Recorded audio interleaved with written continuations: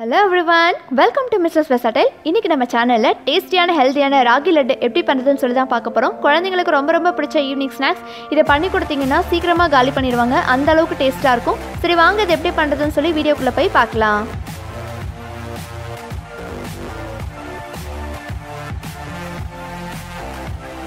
ராகி லட்டு பண்றதுக்காக நான் இன்னைக்கு 1 கப் ராகி மாவு, 3/4 கப் வெல்லம், 1/4 கப் பீனட், 3 வால்நட் எடுத்து வச்சிருக்கேன். இது ஆப்ஷனல் தான்.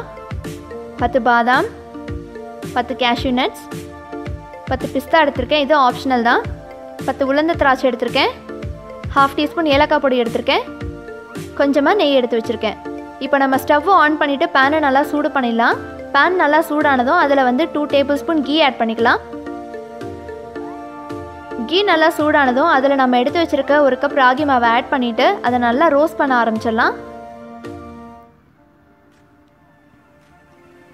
பச்சை வாசனை போகிற வரைக்கும் நல்லா ரோஸ்ட் பண்ணணும். பாருங்கள், கலர் சேஞ்ச் ஆகி பச்சை வாசனைலாம் போயிடுச்சு. இதை நம்ம ஒரு பிளேட்டில் ட்ரான்ஸ்ஃபர் பண்ணிவிட்டு இதை நல்லா ஆற விட்டுறலாம். இதே பேனில் நம்ம எடுத்து வச்சுருக்கிற பீனட்ஸை ட்ரை ரோஸ்ட் பண்ண ஆரம்பிச்சிடலாம். நல்லா ட்ரை ரோஸ்ட் ஆனதும் இதை ஒரு பிளேட்டில் மாற்றி வச்சுட்டு இதில் இருக்க ஸ்கின்னை நல்லா நீக்கிட்டு இதை ஒரு பவுலில் மாற்றி வச்சுக்கோங்க.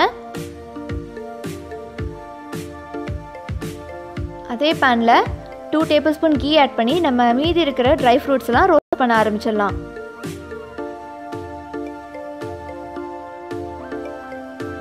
சில குழந்தைங்களுக்கு ட்ரை ஃப்ரூட் சாப்பிடவே பிடிக்காது. அந்த மாதிரி இருக்கிறவங்களுக்கு நீங்கள் வித்தியாசமாக செஞ்சு கொடுத்தீங்கன்னா ரொம்ப விரும்பி சாப்பிடுவாங்க.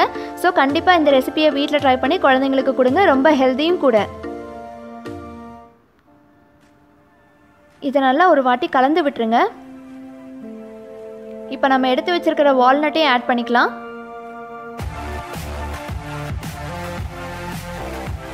வால்நட்டில் நிறைய ஆன்டி ஆக்சிடென்ட் இருக்குது. ஸோ கண்டிப்பாக வால்நட்டும் ஆட் பண்ணி இந்த ரெசிபியை ட்ரை பண்ணுங்கள். நல்லா கோல்டன் ப்ரௌன் வர வரைக்கும் நல்லா ரோஸ்ட் பண்ணிவிட்டு இதை தனியாக எடுத்து வச்சுக்கோங்க. அதே பேனில் நம்ம 3/4 கப் வெல்லம் ஆட் பண்ணி அதில் 1/4 கப் தண்ணி ஆட் பண்ணிவிட்டு இந்த வெல்லத்தை உருக்க ஆரம்பிச்சிடலாம். ஸ்ட்ரிங் கன்சிஸ்டன்சி வரணும்னு அவசியம் இல்லை. இதை நல்லா உருகினதுக்கப்புறமா இதை வடிகட்டி ஒரு பவுலில் ட்ரான்ஸ்ஃபர் பண்ணி வச்சுக்கோங்க.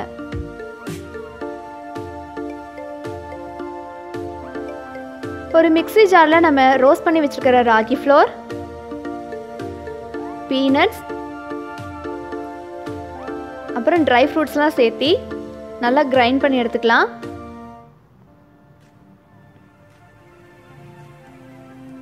இதை நம்ம கிரைண்ட் பண்ணியாச்சு. கிரைண்ட் பண்ணும்போது கொஞ்சம் நரங்க, அப்போ தான் நம்ம சாப்பிடும்போது நல்லா டேஸ்ட்டாக இருக்கும். இதை நம்ம ஒரு பவுலில் ட்ரான்ஸ்ஃபர் பண்ணிக்கலாம். ட்ரான்ஸ்ஃபர் பண்ணதுக்கப்புறமா நம்ம எடுத்து வச்சுருக்கிற 1/2 டீஸ்பூன் ஏலக்காய் பொடியை ஆட் பண்ணிவிட்டு கையில் நல்லா கலந்து விட்டுக்கோங்க. அதுக்கப்புறம் ஜாகரி சிரப் கொஞ்சமாக ஆட் பண்ணி நல்லா மிக்ஸ் பண்ணிக்கோங்க.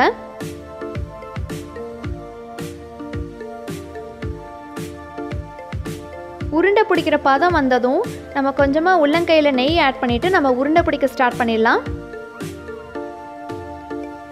இந்த மாதிரி குட்டி பால்ஸாக ரெடி பண்ணிக்கோங்க.